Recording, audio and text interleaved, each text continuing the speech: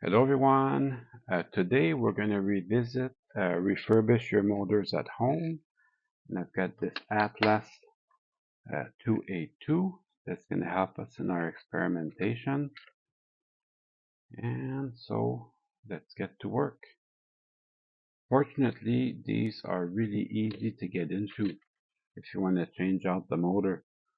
So I don't have to redo all the parts, all the cleaning parts of it. I can just go straight to removing the shell and digging the motor out.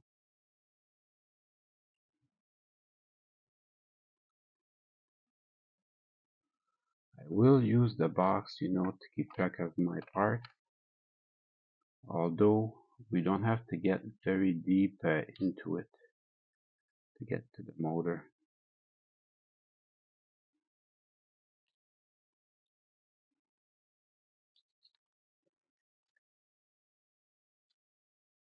Super, and then just these two screws. On here, there's two screws, and you can just remove those to get the motor out. I'm going to move the shell way back. And then remove the two screws. And for end scale, these are big screws.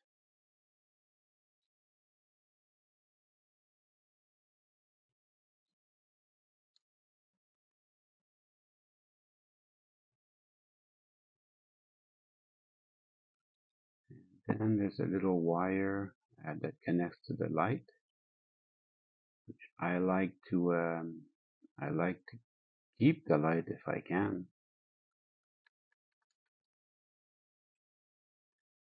Then these are just spacers that I made for the motor because it needed just a little extra room in there. I'm going to remove this little black spacer here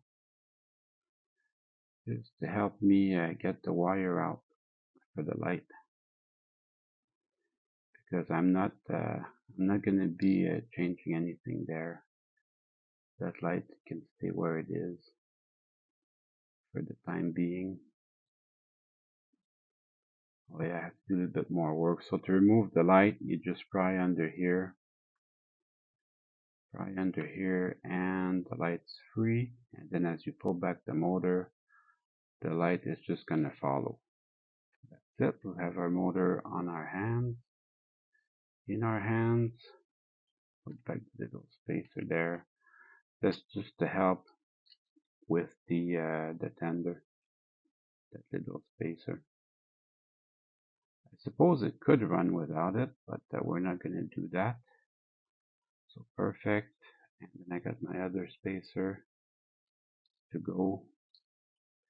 And then I can remove the little coupling for the worm gear. Then we'll just pull this apart very gently. And that pull gently because your two brushes are here. So you don't want to mess that up.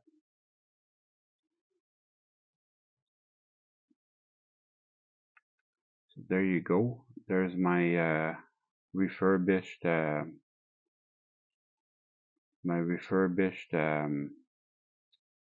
rotor assembly. So it's a three-phase rotor assembly. I'm not able to get these anymore. I've sold them all on my website. My website's watchtrainsnow.com. I'm going to be using this middle section, which is 5 poles. So that should run a little bit better. At any rate, we're going to try this out today. So I'm going to start by removing the two brushes from here. I always keep the brushes and springs from motors that I take apart, because you never know. On the day that you need a motor and a spring and a brush, you might not want to wait for a week for it to come back from eBay. And these have the ability to fly.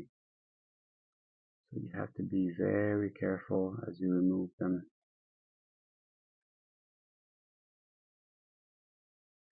Then I'll do the exact same thing on the other side.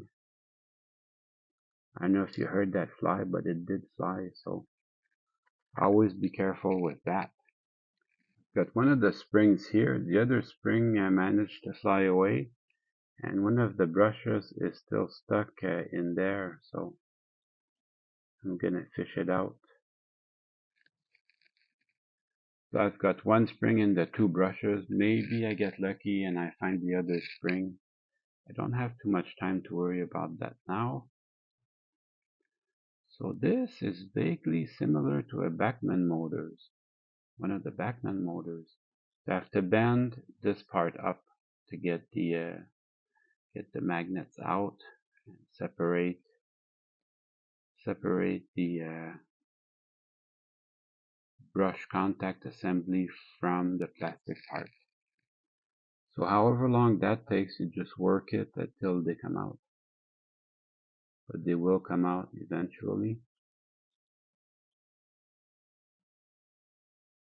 And then I've got my rotating assembly. You can see, focus on that a little bit.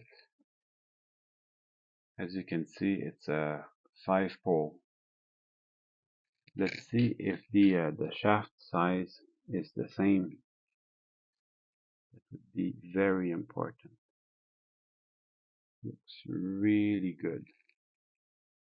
But of course, the real test is running trains. I've got to remove the motors and brushes from here also to remove the shaft from the assembly here. So it's the same, exact same principle.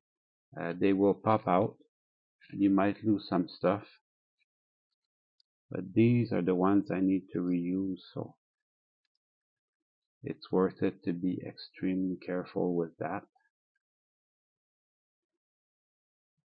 This one, the spring stayed in there, so we won't change that. There's no need. And then let's get this little guy out.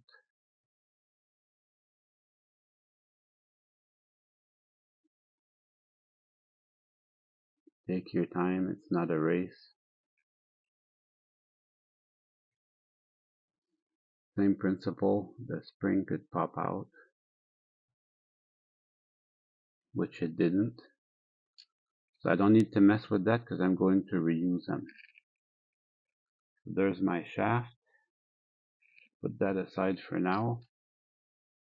Let's try out this other one. You can see they look pretty similar. Although my 5-pole shaft seems to be a bit longer. But we'll see. We'll see how it does. Let's give it a chance.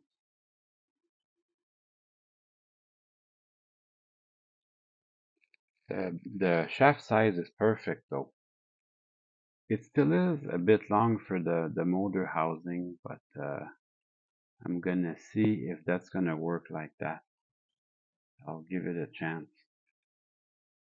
So I'll just put the brushes back in. What's wrong with that?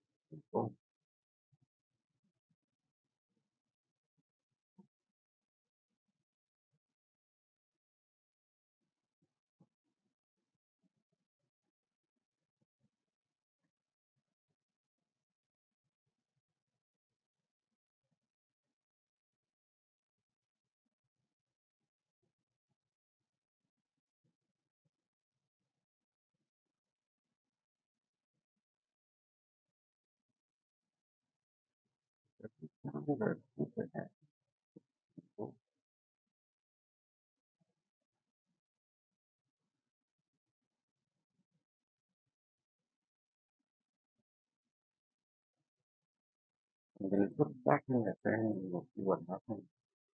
There's some tweaking. I got it to go.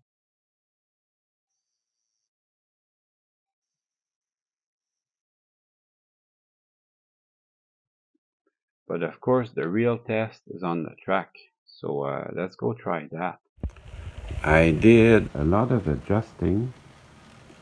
What I ended up doing is I ended up gluing that black plate with the brushes. I ended up gluing that uh, to that silver part there. I'm gonna refocus. I ended up gluing the black plate to the motor here, and that kept the angle of the shaft perfect. So that made a big difference when I was running the engine. And that 5-pole armature, it's far superior, especially for low speeds.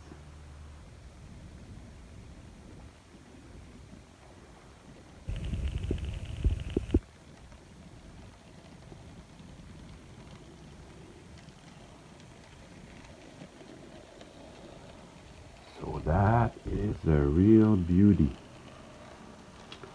Alright, let's put the shell back on. You can even run them real slow. So far superior to the 3-pole motor. Look at that. I'm working on a 282, but the 262 is the exact same process. I bought this, it was a little bit of a derelict. The tender wasn't any good. So I'm using a tender from another engine, which happens to run well. So we'll just put these two together.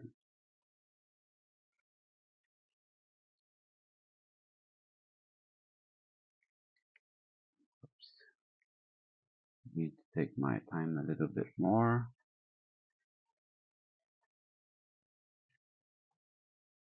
And now it's time to run some trains.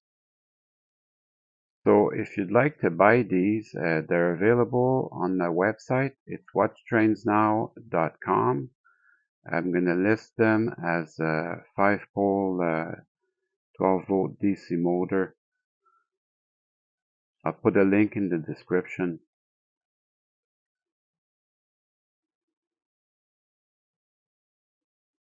Well, I hope you enjoyed the video.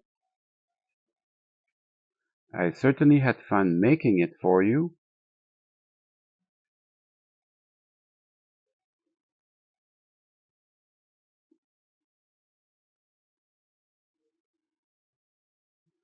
See you soon.